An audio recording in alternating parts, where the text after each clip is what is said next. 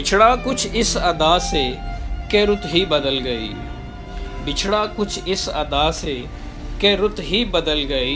एक शख्स सारे शहर को वीरां कर गया।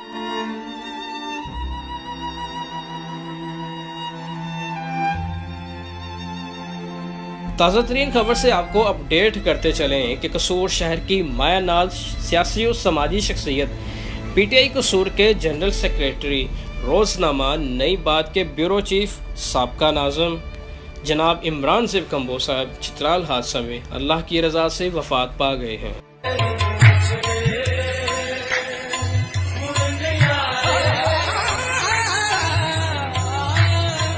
इमरान ज़ेब साहब की जितनी भी तारीफ़ की जाए कम होगी। इंतहाई मिलनसार, आजिज़ और शाइस्ता गुफ्तगू के मालिक थे।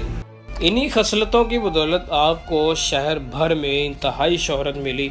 आपकी मिलनसारी की मिसाल बताता चलूँ कि पूरा इलाका सियासी तौर पर पाकिस्तान मुस्लिम लीग नवाज से वाबस्ता है, लेकिन आपने हाल ही में पीटीआई सीट पे इलेक्शन लड़ा। उस मोहब्बत और मिलनसारी की बदौलत हल्का के लोगों ने शेर की बजाय बल्ले पर मोहर लगाकर आपको विन किया, और ये अहलियान इलाका की मोहब्बत का मुंह बोलता सबूत है।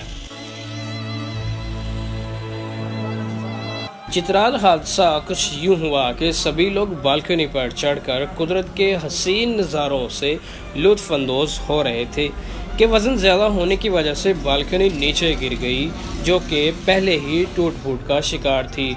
और सभी सियाह, जिनमें से ज़्यादातर का ताल्लुक कसूर से था, इंतहाई मुतासिर हुए और मौका पर फर्स्ट एड ना मिलने पर काफ़ी लोग इस फ़ानी दुनिया से कूच कर गई।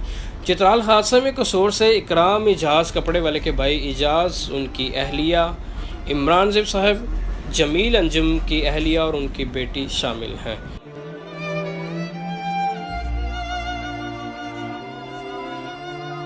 हादसा की खबर सुनते ही पूरा कसूर शहर सख्ते में तारी हो गया और लोगों ने ये मानने से इनकार कर दिया कि इनके साथ ऐसा हो सकता है।